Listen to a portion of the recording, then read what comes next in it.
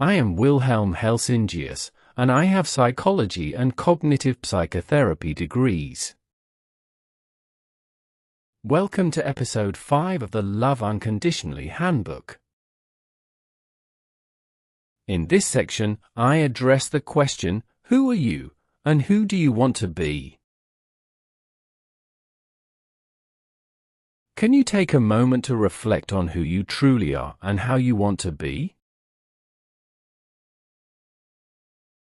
How you answer the question, who are you, is deeply significant.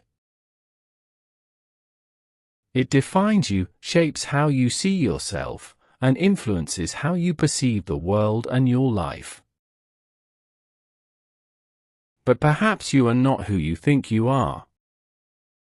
Because you are so much more. If you strip away everything outside of yourself, material possessions, education, what you've learned, your job, your lifestyle, your past, how you and others have defined you, what remains? Who are you actually? What are you in this very moment? Pause for a moment and reflect on who you really are. What part of you observes your thoughts? Is there something within you that remains unchanged, even as you age? Something that is there, regardless of everything else. What is it that you refer to as your I?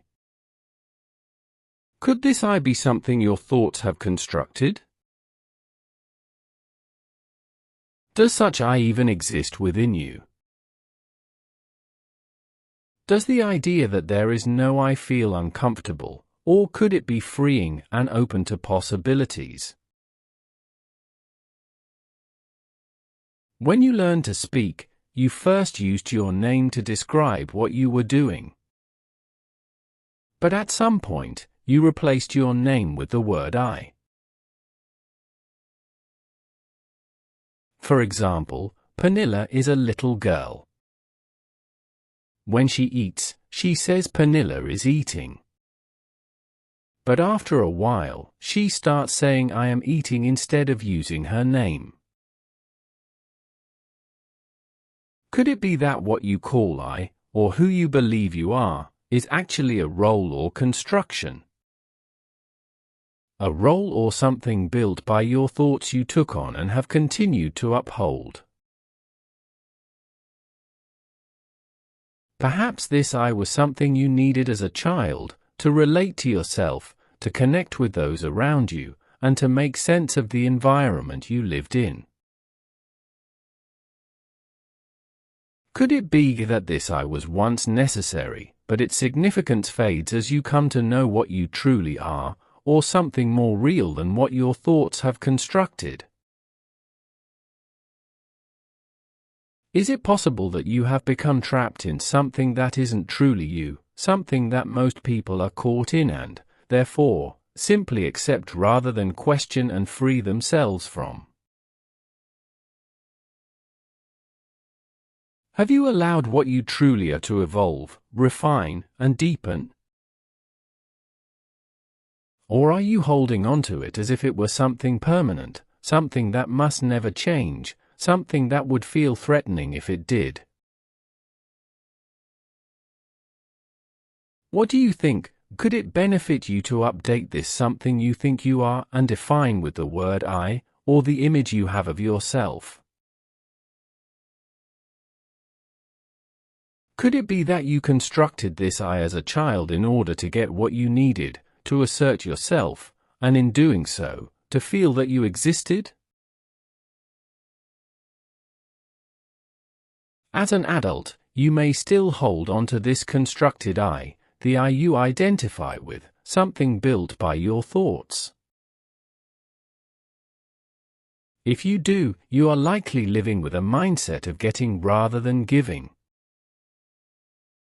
And if you don't continue to assert this identity, which may not even be real, you might feel threatened on some level. In that case, you are operating from a sense of lack, feeling as though something essential is missing. As a result, you feel threatened whenever someone does or says something that contradicts the image you have of yourself, regardless of whether that image is real or not. What do you think? Is the most important thing in your life to get and assert yourself, or could it be something entirely different? Could the essence of your life be to give rather than to get? To be connected, considerate, and experience belonging, rather than constantly asserting who you think you are, what you want, and what you think? What thoughts does this bring up for you? Let me ask you one more thing. What do you believe is more important, to love or to be loved? If the idea that giving, loving, and being connected is central to your life, rather than getting, being loved, standing your ground, and asserting your wants and thoughts, feels uncomfortable or unsettling, then it is your thoughts, your ego, or your constructed self playing a game with you.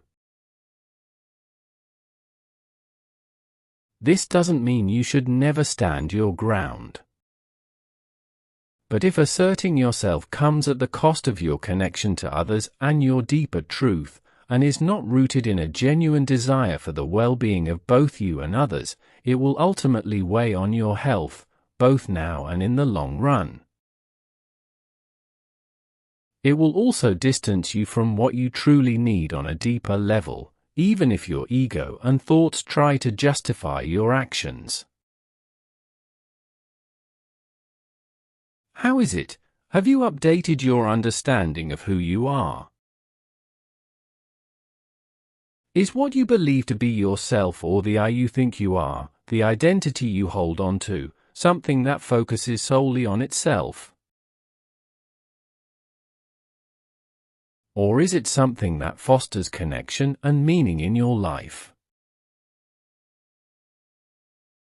This potential meaning is created through giving, being connected, experiencing belonging, reciprocity, and unity, through seeing existence as something relational, something that is always in relation to someone and others. This relationship, to someone and others, is not just an aspect of life, it is the very essence of it.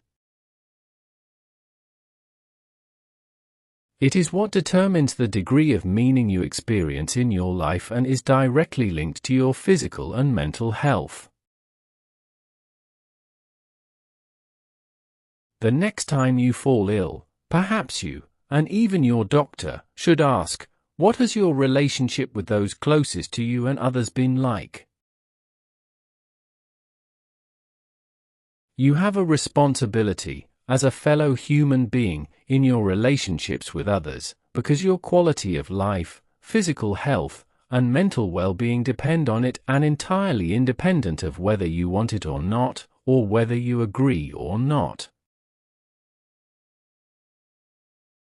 Could it also be that you can only receive what you yourself give? What do you think about this? That what you give to others, and the quality of what you give, is directly tied to your physical and mental health, your sense of purpose, and perhaps even your deeper purpose on this planet.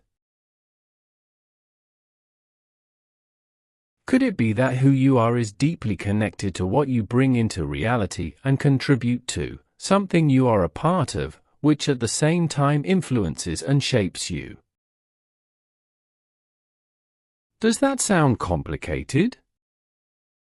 Don't worry, we'll take it step by step. You're not expected to grasp or internalize all of this immediately. Remember, you can pause this recording at any time, take a break, and listen again. There's no medal for getting to the end of this section as quickly as possible. Even if your ego dismisses this as not your thing or not important to you, allow yourself to receive this thought and try to keep an open mind. If you sit with this thought for a while, something might change or mature, you never know. Allow yourself to become aware of what this perspective could offer you. Consider how embracing it, practicing it in your daily life, might impact your quality of life, health, relationships, and even your entire destiny. The ancient Greek philosophers Aristotle and Plato spoke of eudaimonia, which is not a feeling but something we can achieve or experience by realizing virtues, in other words, something good. By embodying these virtues, we do what is right or what has a nobler value and purpose than what our ego or the person we believe ourselves to be happens to desire. What matters is no longer whether you get what you or your ego want, but whether you strive to do what is right, whether you take others into account and attempt to see how your actions, or inactions, affect someone other than yourself. Through this, you can attain something of greater value in your life, creating a deeper sense of meaning in your existence. In this era of selfishness, we easily forget that our intelligence exists primarily to help us cooperate, show consideration, and understand those we interact with, for otherwise, we would never have been able to form the communities that are the foundation of our civilized society.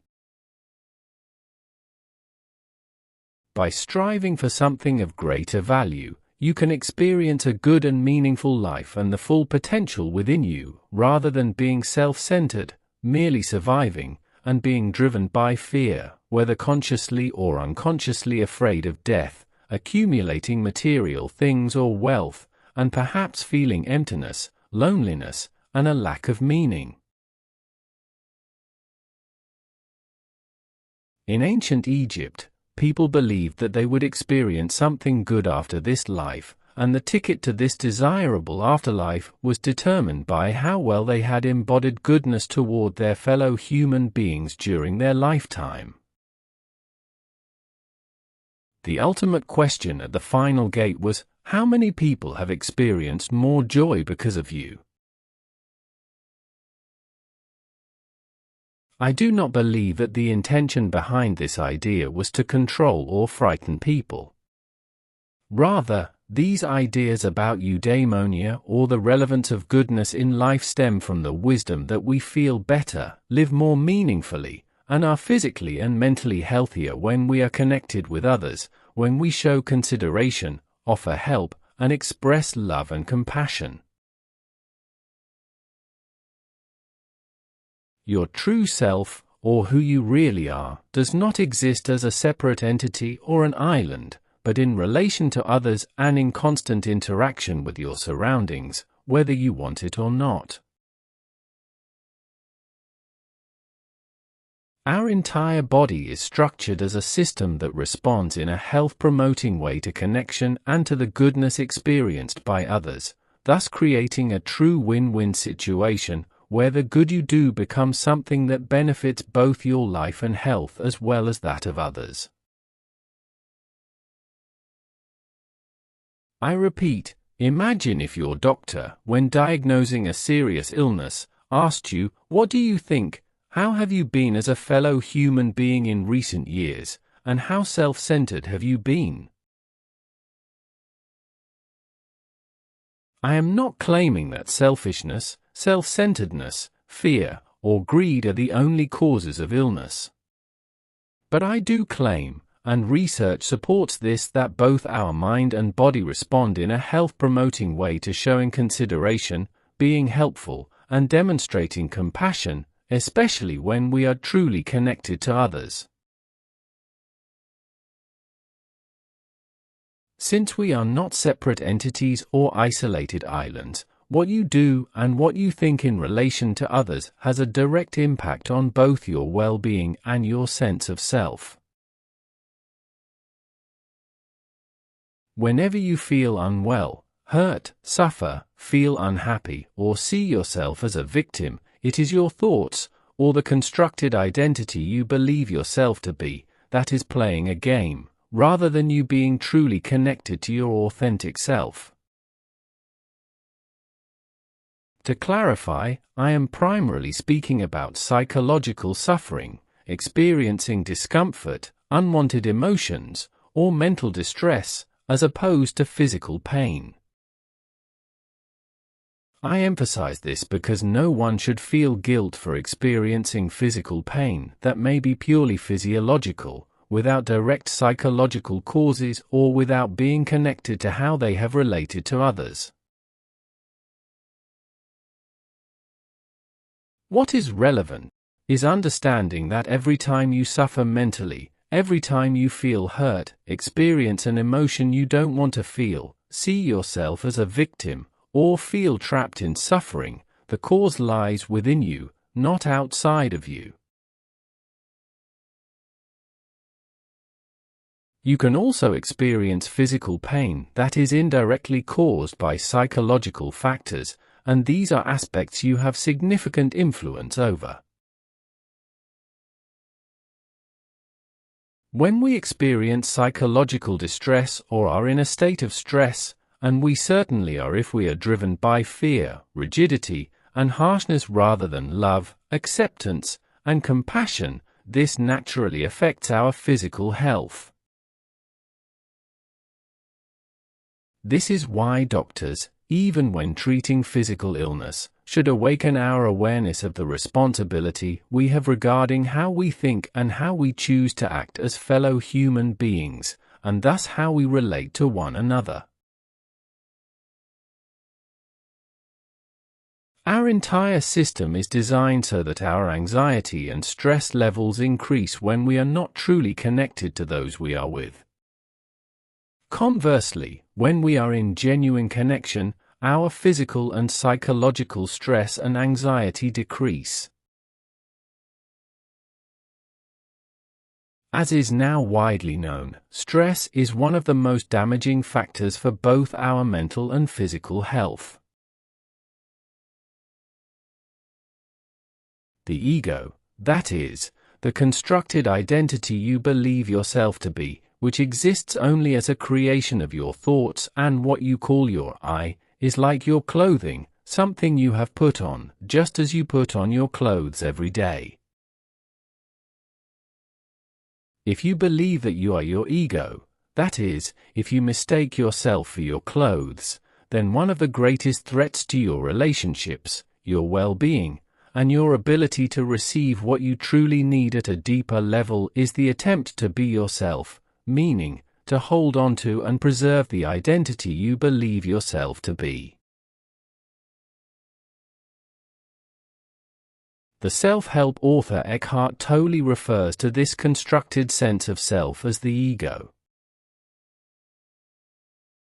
What do you think of the idea that the better you recognize your ego, the part of you that you actually are not, the better you can choose to be in touch with something more authentic within yourself, connect with others, experience greater belonging, and thereby feel better?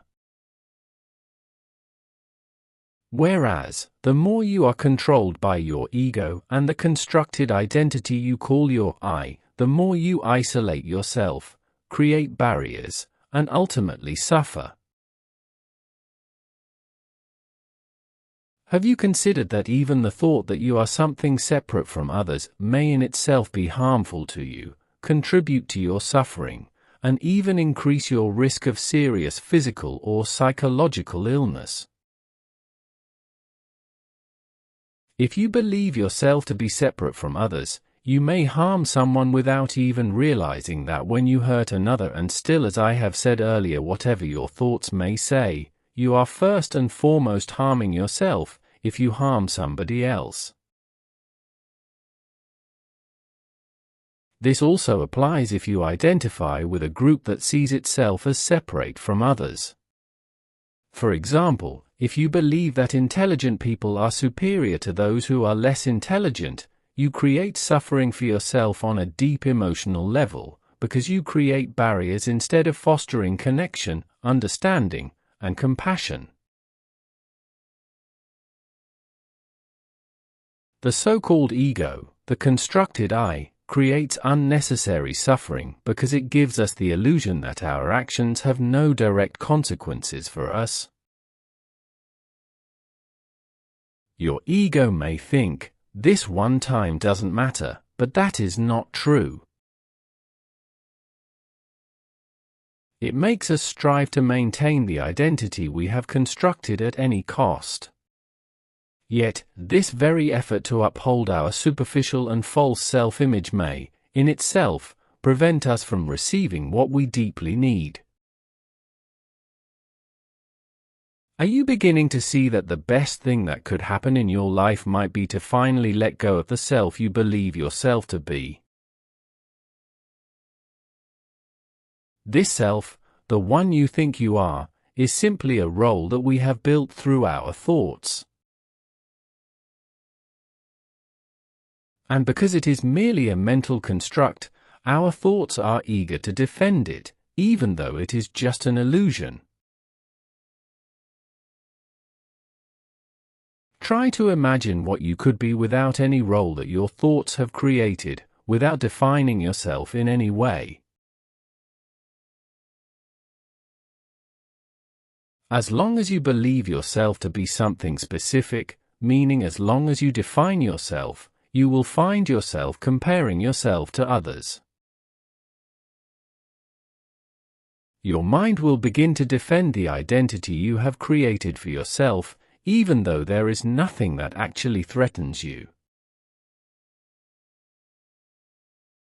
Why do we end up in conflicts, drama, experiences of threat, and negativity, such as dissatisfaction, anger, disgust, envy, jealousy, and so on?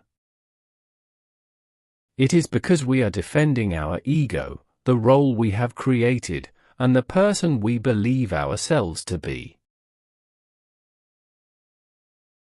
Anger, when there is no real physical threat.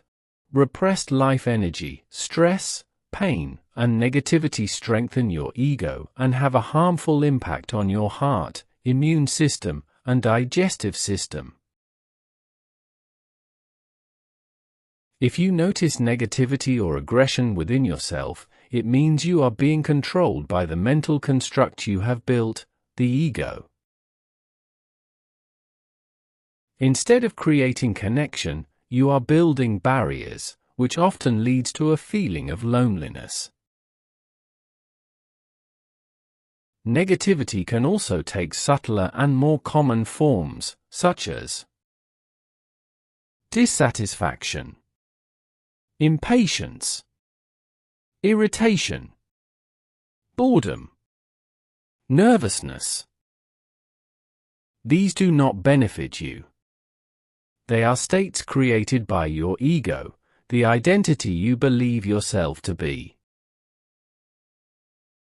They are often connected to conditionality, meaning you justify them by thinking, I feel this way because of my situation. I feel this way because someone did something I didn't want them to do. I feel this way because something happened that I believe should not have happened. Your thoughts define events as either good or bad. And when your thoughts label something as bad, you may feel that you need to be negative, harsh, aggressive, or selfish, even though this definition does not actually benefit you or your life. Your thoughts, your ego, do not truly care about you, your well-being, or whether you receive what you need at a deeper level, no matter how much they claim to. The ego interprets, distorts reality, and fuels aggression and negativity to justify its own existence. The more you are controlled by the ego, the more you Defend your opinions. Blame others. Condemn. Feel superior. Believe you are right. See others as a threat. Consider yourself special. The ego's purpose is to maintain and justify itself, to strengthen the illusion, to seek attention, to feel separate from others, to believe itself to be special, and to endlessly strive for more and more. What is the difference between the ego and a narcissist? As I have mentioned before, we now speak more about narcissistic needs rather than labeling someone a narcissist or speaking about narcissism as a personality type. We all have narcissistic needs, and the more we understand this, the less we are controlled by them, and the less we feel the need to label our neighbor or partner as a narcissist. Those who are quick to call others narcissists tend to have a strong or dominant ego themselves. A so-called true narcissist has such strong narcissistic, self-centered needs that they struggle to think about or consider others, especially in terms of emotional needs. This person has, to such a great extent, been deprived of what they needed in life, that their entire existence is about trying to get what they lack, but only on a surface level. They tend to think primarily about themselves. Because this person never felt truly loved, they have built up a false image of being special. For them, it is nearly impossible to even imagine an existence without the need to explain, defend themselves, argue, or constantly maintain and protect the identity they believe themselves to be. Their ego is the foundation of their existence. For them, inner work begins with constructing a temporary self, something they can then imagine letting go of. Their self-image is so fragile, or their emotional state so unstable, that they cannot even begin to question their ego without first laying a strong foundation. Why am I bringing up narcissistic needs again? Because we so easily forget that a person with strong narcissistic needs is, at their core, just like the rest of us. As long as we believe ourselves to be our clothes, that is, our thoughts, our ego, and the image we have created of ourselves, the only difference is that their clothing is thicker. Next time you feel the urge to label someone a narcissist, I encourage you to first examine your own clothes, the identity you believe yourself to be. A person with strong narcissistic needs will defend their ego, the artificial image of themselves, at almost any cost. And let's be honest, many of us do this too. The difference is just that, for most of us, the question doesn't feel quite as threatening. It all depends on how large our ego is. For someone with strong narcissistic needs, nothing is sacred. There is nothing they wouldn't do to defend their ego. That is why they can cause great harm to both themselves and others, without even realizing or caring about the damage they cause to those around them. What are you willing to do to defend the image that your thoughts have created of you, an image that does not actually exist? Those with strong narcissistic needs surround themselves with people who support the illusion they have created of themselves.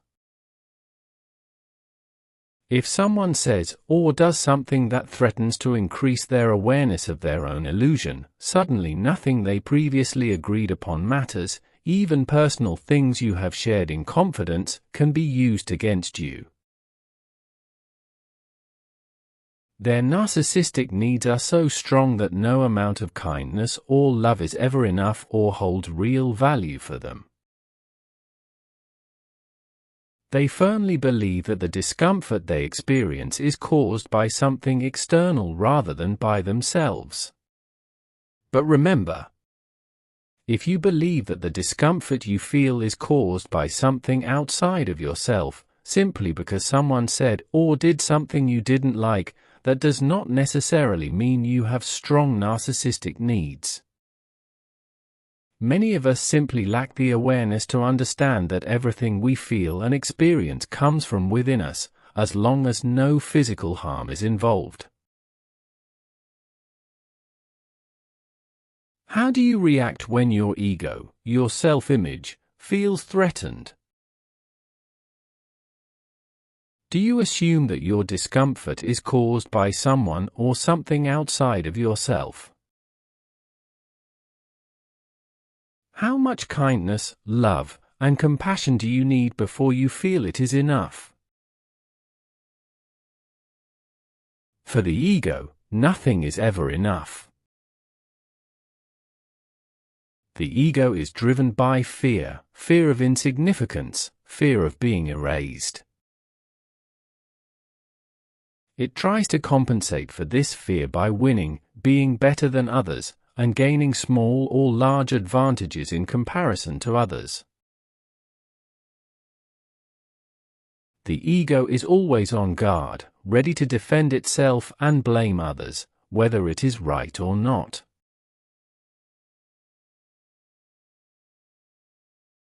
You've now reached the end of this section. In the next part, we will discuss how to weaken the ego. This was the first part of who you are and who you want to be. Remember, if this feels overwhelming, take breaks and make notes. If you found this meaningful or helpful, please consider supporting by liking or following to stay updated on future parts.